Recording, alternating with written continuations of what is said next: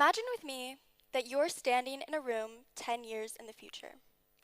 You've never seen this room before, people you've never met are calling your name, and you're accomplishing what you never imagined possible. What if I told you that you've just time traveled? Maybe not in your body, but in your mind. And this ability to mentally time travel has a name: chronesthesia. Hi, my name is Eden Liu, and as a junior in high school, I know that feeling anxious often becomes associated with lots of negative connotations, such as instability, overreacting, or obsessiveness. And in some cases of extreme anxiety, these connotations are understandable.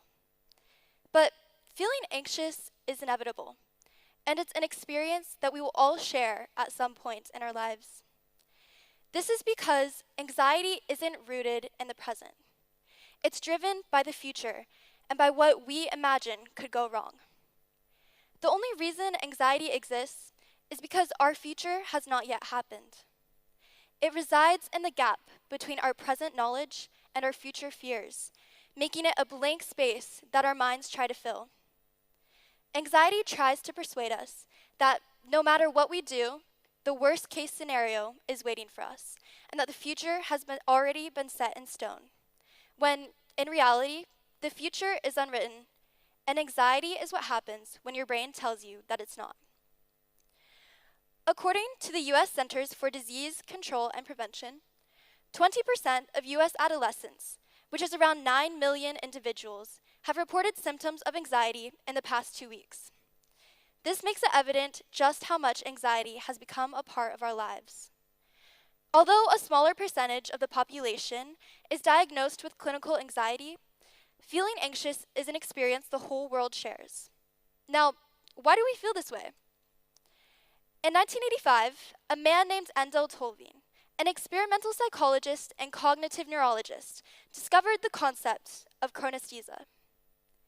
He proposed that chronesthesia refers to subjective time and is the rare mental ability to project ourselves both into the past and the future, all inside our minds. Chronesthesia is a mental ability that is unique to humans and a skill that every person is born with. In simpler terms, chronesthesia is a human ability for mental time travel. It is when this ability becomes hyperactive that we experience feeling anxious. Tolvien's concept reveals that we don't just react to life, we rehearse it. We simulate possible scenarios and mentally write drafts of tomorrow before tomorrow even begins, insinuating the idea that anxiety is the result of an overactive chronesthetic system. Although for most people, the ability of chronesthesia benefits our planning and decision-making, as it allows for future-oriented thinking and time-sensitive judgment. However, for those experiencing anxiety, this same system, which allows us to travel to the past and future in our minds, becomes overactive. This means that rather than generating one or two possibilities, the mind creates dozens of disastrous ones.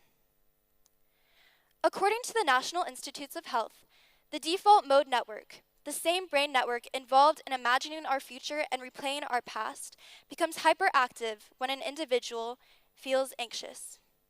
This means that the very biological process, which controls our ability to predict and prepare for the future, could be the ultimate root of our anxious thoughts, revealing why anxiety is extremely common.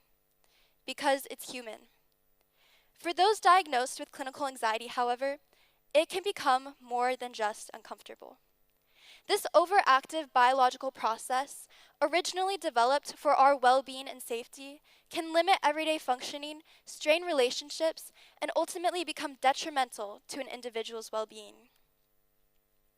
Now, although this may make anxiety seem hopeless, recognizing its biological function gives it meaning. But the world would just be better without anxiety, right? I mean, who needs all that extra stress? Imagine with me a world without anxiety. You may be imagining a perfectly serene society, without strain or pressure. However, in a world without anxiety, this room would look like this. It would be completely empty. Without anxiety, Without the evolutionary biological process of foresight and anticipation, there would be no forward movement, no technological or scientific advancements, no human empathy, and I would not be standing on the stage giving this talk today, as there would be no anxious motivation driving me to prepare or put myself out of my comfort zone. Anxiety, at its core, is our brain's way of predicting and preparing for the future through the use of chronesthesia, a process that is necessary for pushing us towards growth, motivation, and imagination. Fascinatingly, anxiety is more than just fear. It's foresight. Now, why is it that anxiety is viewed so negatively? In 8th grade, anxiety became very real to me. My best friend struggled with chronic anxiety, and the effects were extremely immediate and evident. At this point in my life, living in a post-pandemic world and watching my best friend struggle with anxiety, it became my principal antagonist. I viewed it as a villain, an entity with no hope and no end. The bleak reality is that for many people struggling with an anxiety disorder, feeling this way about anxiety is extremely realistic, as our anxious foresight, meant to biologically prepare us for the future, only remains beneficial when regulated. Without regulation, anxiety can spiral into catastrophizing, the reality for those struggling with anxiety disorders such as panic disorder, social anxiety disorder, or post-traumatic stress disorder. However, there is hope. As for my best friend, after fostering deep connections with others and seeking outside help, she regained control and began to regulate her anxious process, resulting in the restoration of the true purpose of our anxiety, to keep us protected and prepared for the future. For those in worse conditions or disorders, there are extensive options and opportunities for healing, such as cognitive behavioral therapy, online therapy, and even medication. If anxiety is the brain's future simulator running too fast, then the goal isn't to completely ditch the machine. It's to adjust the settings. And thanks to extensive research and scientific advancements in our recent society, which would have never been completed without the provoking of our anxious biological processes, anxiety disorders are no longer detrimental, but rather hold hope. And personally, as someone who struggled with clinical anxiety, with the help of psychological solutions, I have found the courage to overcome my anxiety and deliver this talk today. One psychological solution is cognitive behavioral therapy, or CBT. This is one of the most effective treatments for anxiety, as it teaches people to identify the predictions their brain is making and then test those predictions instead of accepting them as facts. CBT doesn't erase anxiety, but it does retrain the mind to interpret the future more accurately. A second option is exposure therapy. This involves slowly and safely facing the situations that trigger anxiety with the help of a licensed therapist. Exposure therapy helps your brain to learn that it doesn't actually need to sound the alarm in certain situations. Through controlled repetition, the fear response weakens. Exposure therapy can teach the brain new, corrective experiences until the old fears lose their anxious grasp on an individual. Psychodynamic therapy works differently. Rather than focusing on the future, it looks to the past, at the unresolved experiences, patterns, and beliefs that shape how a person interprets and responds to threats. This can be utilized by meeting and talking with a licensed therapist and can ultimately unravel past conflicts which may be inflicting current issues. And in many cases, medication plays a necessary role. Anxiety has a biological component, and sometimes the brain's alarm system needs chemical support to reset. Medication can lower the intensity of symptoms, giving people enough clarity and stability to fully engage in therapy. Now, none of these solutions promise to completely erase anxiety, but they do provide research-based tools to prevent it from becoming the overall author of your future. Thus, if anxiety is our brain's way of preparing us for the future by hurling us into it mentally, one of the most evident, yet most often mistruths, is that the future we find ourselves getting catapulted into, doesn't actually exist yet. Psychologists studying chronesthesia say that humans are constantly creating these mental simulations, little movies of what we think might happen. Our anxiety tells us that these movies are factual, inevitable, and already written in ink. The truth is that they're not. They're drafts, extremely rough ones. And although anxiety may feel permanent, the future it's reacting to is completely editable and unwritten. This reveals a distinct shift in thought. That anxiety isn't a prophecy, merely a hypothesis. Understanding this allows us to acknowledge that, instead of treating anxiety's predictions as the inevitable future, you can treat them as distinct details to push you towards your desired outcome. Now, although this doesn't make anxiety pleasant or empowering, it does make it negotiable, and that gives us hope.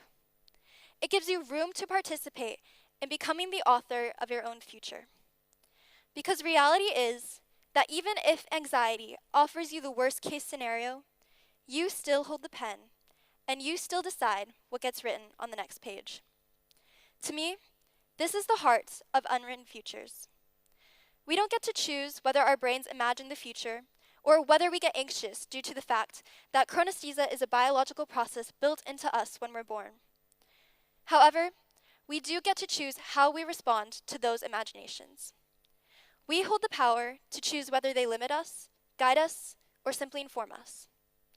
Anxiety projects possibilities, yet we author the outcome. Your brain will imagine the future, whether it be chaotic, serene, or tedious, but you are the one with the power to interpret it.